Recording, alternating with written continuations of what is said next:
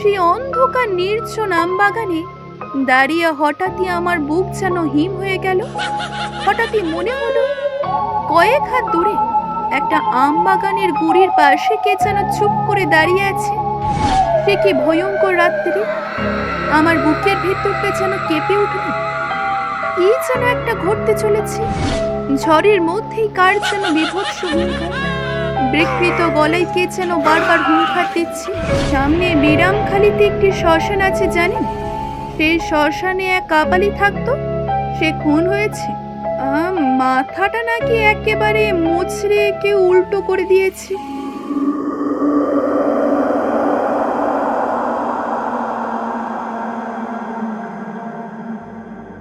পরের দিন দুপুর গড়িয়ে গেল। অবিশ্রান্ত হেঁটে হেঁটে আমি মাধব ঘোষের বাড়ি পৌঁছলাম। দেখি সমস্ত বাড়িটা কেমন ঝিমিয়ে আছে, ভেতরে কেউ যেন জেগে নেই। আমার বুকটা তখনই ছনাৎ করে উঠল। কি জানি কাল রাত্রিরে বেতাল এসে কি করে গিয়েছে। আমি উঠোনে দাঁড়িয়ে ডাক দিলাম, মাধব, ও মাধব, রয়েছ? আমার ডাক শুনতে পেয়েই সে ভেতর থেকে তড়িমড়ি করে বেরিয়ে এলো। আমাকে দেখতে পেয়ে যেন সে হাতে চাঁদ পেল। এগিয়ে এসে পায়ে ধুলো নিয়ে সে বলল, ঠাকুর মশাই, আপনি এসেছেন? আমি যেন একটু বল পেলুম, ভগবান আপনাকে পাঠিয়েছেন। দেখলাম মাধবের চোখ বসে গিয়েছে, চোখ মুখ শুকিয়ে গেছে। আমি তখন বললাম, কি হয়েছে বলো তো? কোনো বিপদ আপদ হয়নি তো? আর বিপদ ঠাকুর মশাই, জানেন কালকে রাত্রিরে আমার 2খানা গাই মরে গেল। সে কি, গরু মারা গেল কি করে? তা কি করে বলি বলুন দেখিনি ঠাকুর মশাই, আশ্চর্য ব্যাপারখানা না। তখন অনেক রাত, হঠাৎই গোয়ালে কেমন একটা শব্দ শুনলাম।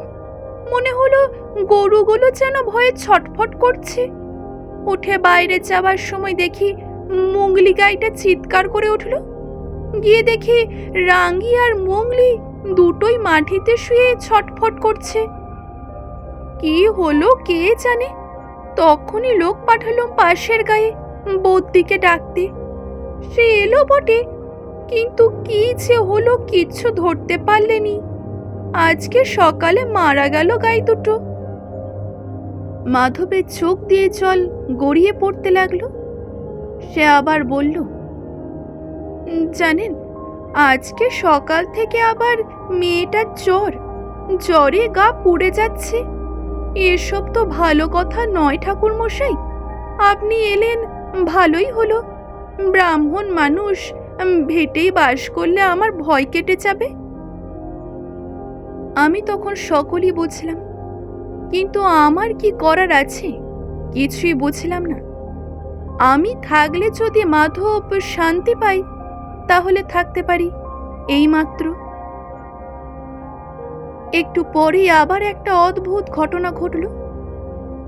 তখন বিকেল বেশ গাঢ় হয়ে এসেছে। মাধব ঘোষ বেশ করে ফলারের আয়োজন করে দিয়েছিল। ফলার করে আমার একটু বাগানে যাবার প্রয়োজন পড়ল। মাধবের কাছ থেকে গড়টা চেয়ে নিলাম, কিন্তু ঠিক যখন গড় হাতে ফিরছি, হঠাৎই মনের মধ্যে কেমন যেন একটা অনুভূতি জেগে উঠল। ঠিক কী রকম তা বোঝাতে পারবো না, যেন আমার খুব বড় একটা বিপদ আসছে।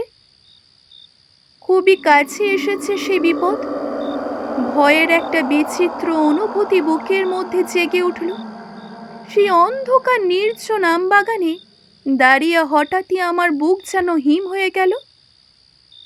কেন এমন হচ্ছে আমার?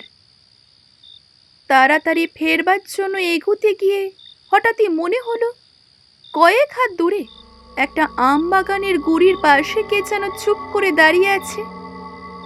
আর একটু হলেই বোধহয় আমি ভয়ে চিৎকার করে উঠতাম, কিন্তু ততক্ষণে যে দাঁড়িয়ে আছে তাকে আমি দেখেছি এবং চিনতেও পেরেছি। আমাদের গাঁয়ের সেই বটতলার সেই সৌম্য মূর্তি সাধু। যিনি বলেছিলেন আমার বিপদ ঘনিয়ে এলেই আমাকে দেখা দেবেন? তাহলে কি সত্যই আমার আজকে সেই বিপদের দিন এসেছে? দূর থেকে আমি সাধুকে প্রণাম করলাম। সাধু তখন হেসে হাত তুলে আশীর্বাদ করলেন আমাকে। তারপরই হঠাৎই কোথায় সাধু চলে গেলেন, কোথাও আর দেখতে পেলাম না। চারিদিকে অন্ধকার, আমি একলা দাঁড়িয়ে। ফিরে এসে মাধব ঘোষকে ডাকলাম, বললাম, দেখো মাধব, আজকে তোমার আমার দুজনেরই খুব বিপদ। কি বিপদ আমি তোমাকে তা বলতে পারবো না, তা জেনেও তোমার কাজ নেই। মোট কথা, আজকে আর তুমি বা তোমার বাড়ির কেউই চৌহদ্দির বাইরে পা দেবে না। চুপ করে বাড়িতে বসে ভগবানের নাম করো, আর আমাকে এক ঘটি জল এনে দাও তো। মাধবের মুখ তখন আরো শুকিয়ে ছোট হয়ে গেল।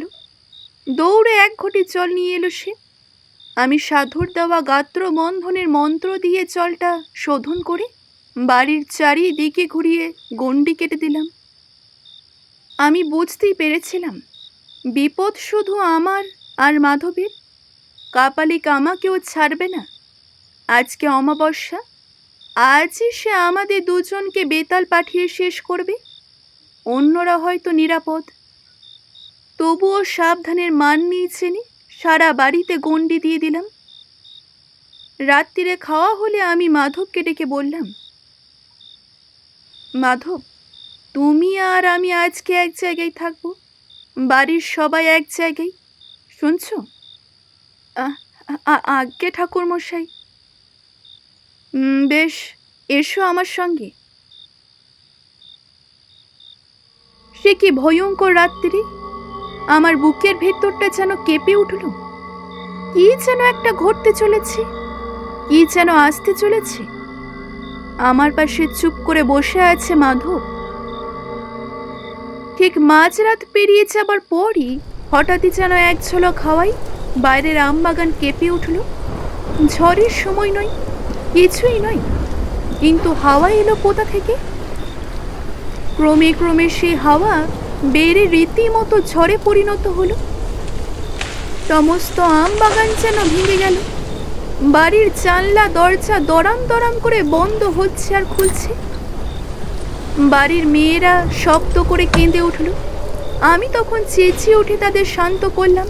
বললাম, কেউ যেন বাইরে আসবেন না, সকলে যেন ভেতরে চুপ করে বসে থাকুন।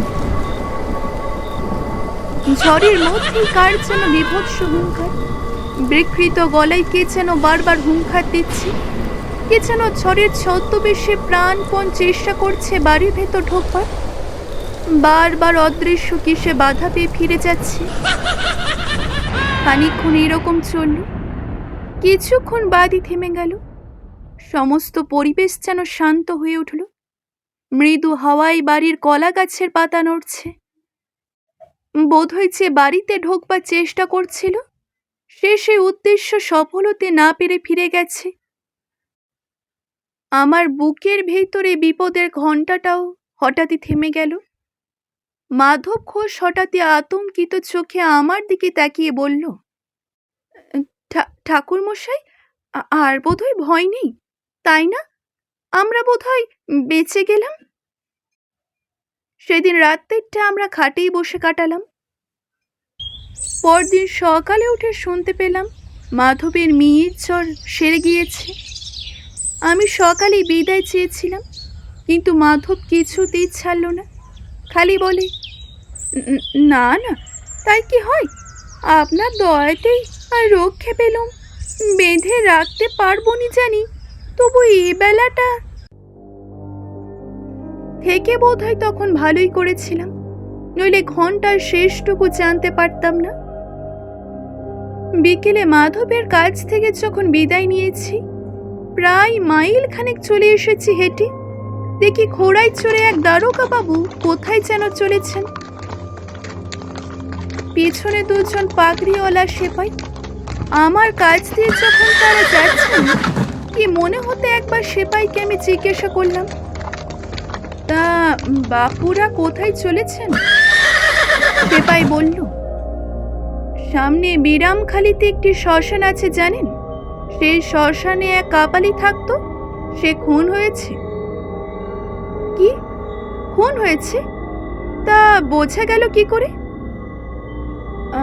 মাথাটা নাকি একেবারে মুচড়ে কেউ উল্টো করে দিয়েছে। অনেকে মিলে করেছে এই কাজ, একজনের কাজ নয়। তখন আমি সবই বুঝলাম। কাপালি কি তো বলেছিল, বেতাল বাধা পেলে ফিরে গিয়ে সে তাকেই খুন করে যে তাকে জাগিয়েছিল। ওহ, কি ভয়ঙ্কর মৃত্যু! একবার তাদের সঙ্গে গিয়ে মৃতদেহটা দেখবার ইচ্ছা হয়েছিল আমার, পরে সেই ইচ্ছা দমন করি। মনে মনে আমাদের গায়ে দেখা সেই সৌম্য সাধুকে প্রণাম জানিয়ে আবার রওনা দিলাম।